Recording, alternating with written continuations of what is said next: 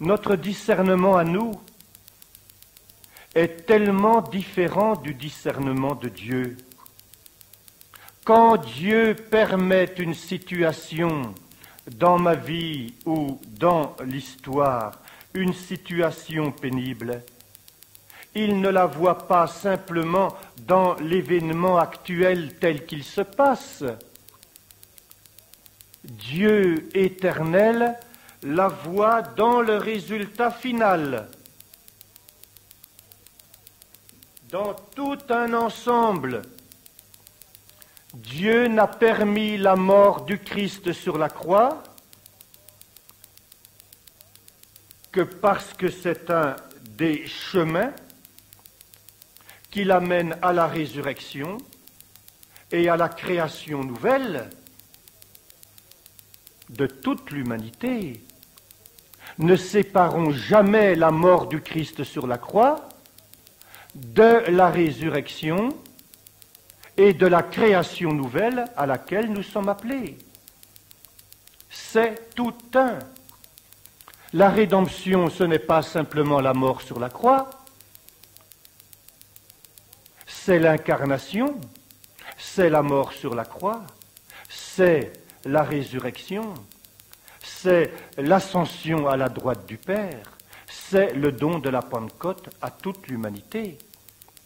Et quand cette année nous fêtons la rédemption, le jubilé de la rédemption, c'est tout ce mystère du Christ, ce mystère de salut que nous célébrons. Ne séparons pas. Nous avons tendance, nous, à découper en tranches de saucisson. Dieu, lui, voit l'ensemble. S'il a permis le péché dans cette liberté de l'homme qui vient abîmer son œuvre, mais c'est qu'en même temps, il a vu toute la rédemption et une création nouvelle infiniment plus belle que la première mouture qu'il a donnée. Lorsque quelque chose arrive dans notre vie,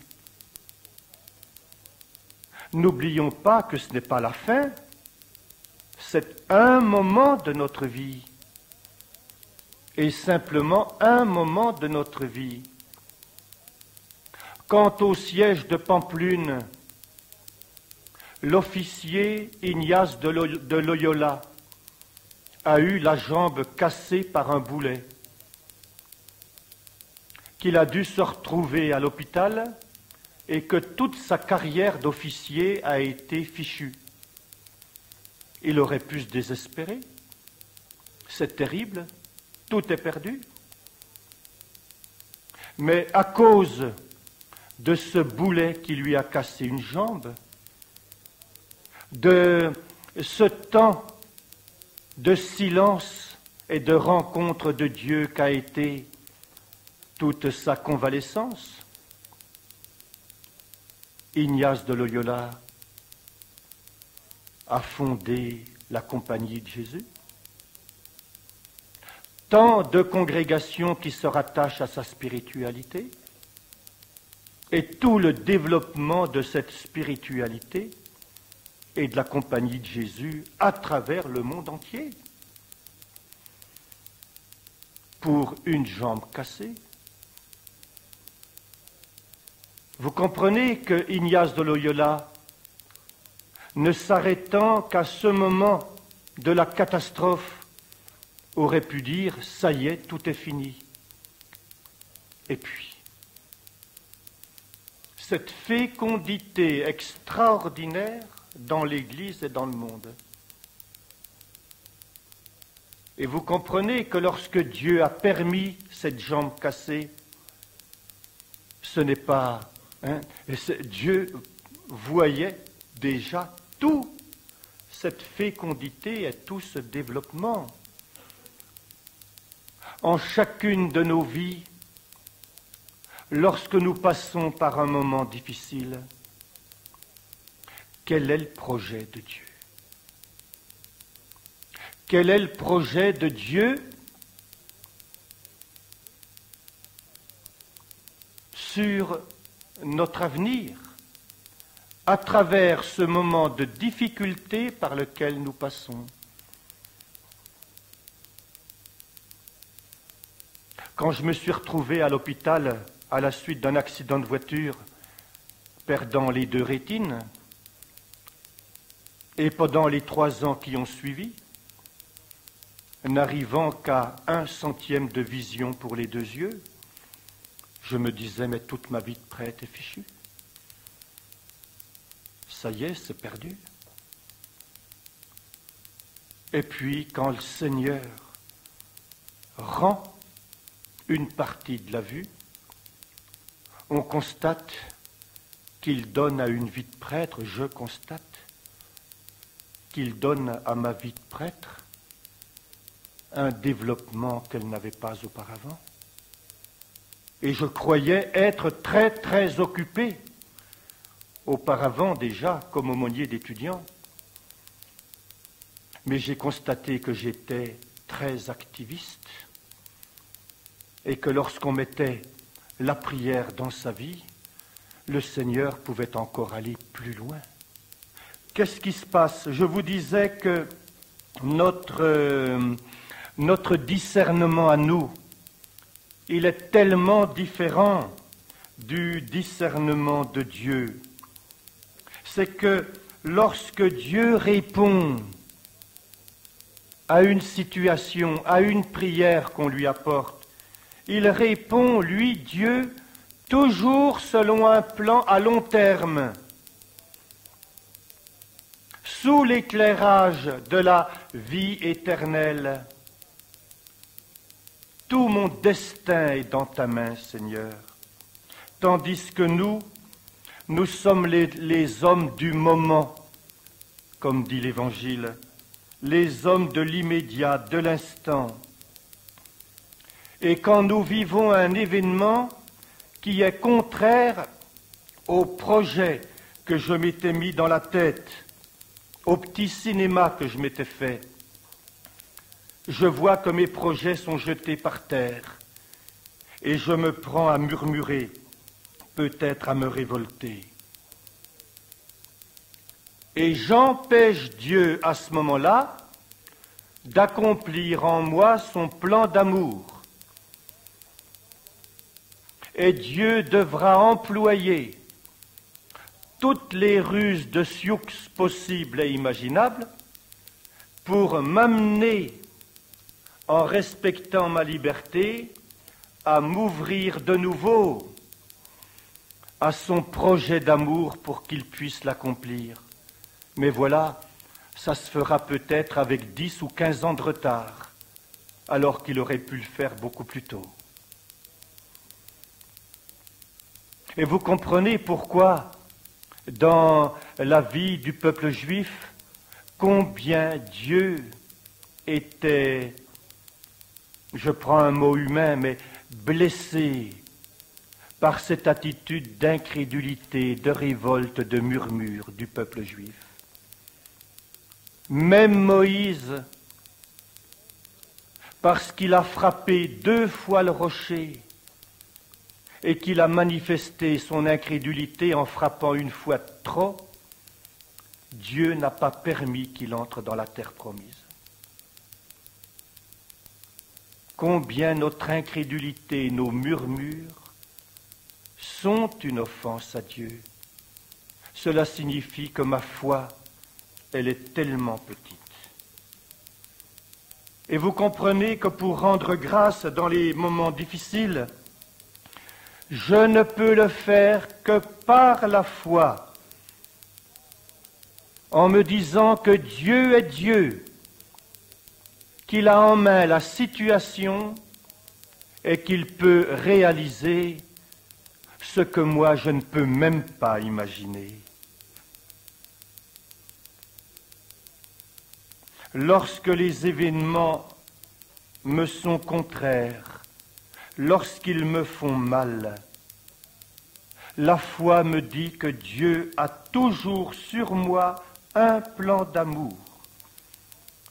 Et Dieu fait tout concourir au bien de ceux qu'il aime. Est-ce que Dieu m'aime? Est-ce que j'aime Dieu? Le vrai problème n'est pas du côté de Dieu. Le vrai problème est de mon côté à moi. Est-ce que je lui fais suffisamment confiance? Est-ce que je le loue suffisamment? Est-ce que je lui donne toute ma foi? Oh, je vous assure, frères et sœurs, que si nous avions davantage de foi dans notre vie, combien nous verrions davantage de merveilles de Dieu réalisées dans notre vie. Ce n'est pas du côté de Dieu qu'il manque quelque chose. C'est notre foi à nous qui est tellement petite, tellement blessée par le doute et l'incrédulité. S'il est une prière importante que nous ayons à faire tous les jours, c'est de répéter à Dieu: Seigneur notre Dieu, aie pitié de moi et fais grandir ma foi. Donne-moi la foi, Seigneur, cette foi à déplacer les montagnes que tu demandes à tes disciples. Si tu la demandes, cette foi, je suis sûr que tu me la donneras. Catherine de Sienne, lorsqu'elle avait 16 ans, a découvert cette lumière dans sa vie. Et tous les jours, plusieurs fois par jour, elle demandait à Dieu de faire grandir sa foi, d'augmenter sa foi. À 24 ans, c'est elle que Dieu envoyait auprès du pape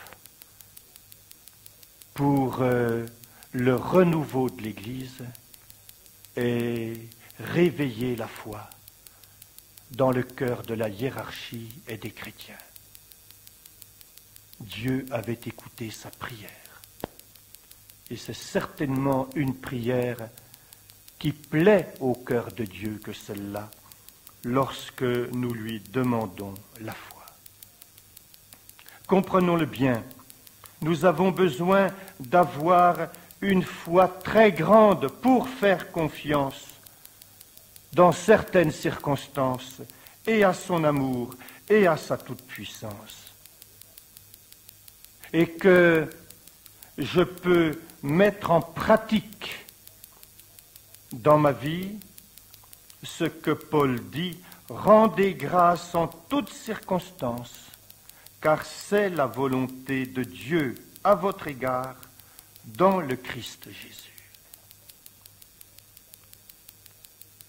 Je vous disais tout à l'heure, et je voudrais terminer par cela, je vous disais tout à l'heure que la louange, elle se cultive.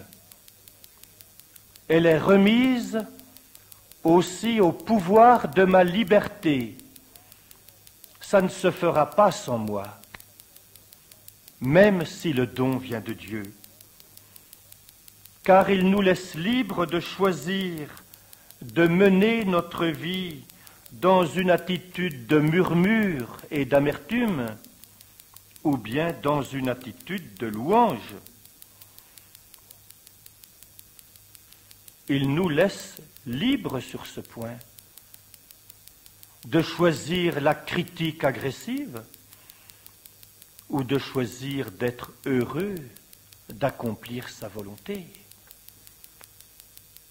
Quelle est notre attitude de base aujourd'hui?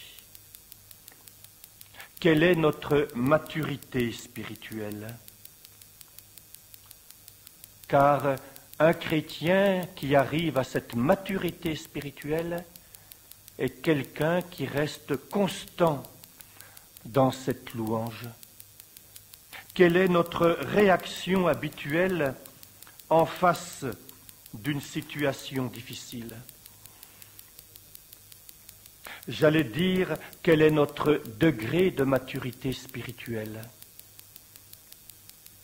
Et il y a cette loi que vous pouvez vous-même recevoir et examiner la loi de la maturité spirituelle. C'est le temps qui s'écoule entre le moment où l'on reçoit une mauvaise nouvelle et le moment où nous louons Dieu par la foi. Le temps qui s'écoule entre le moment où nous recevons une mauvaise nouvelle et le moment où nous louons Dieu par la foi. Et si nous le faisons dans l'instant qui suit, il y a là certainement une vie spirituelle qui est forte. Et le Seigneur a donné beaucoup de foi.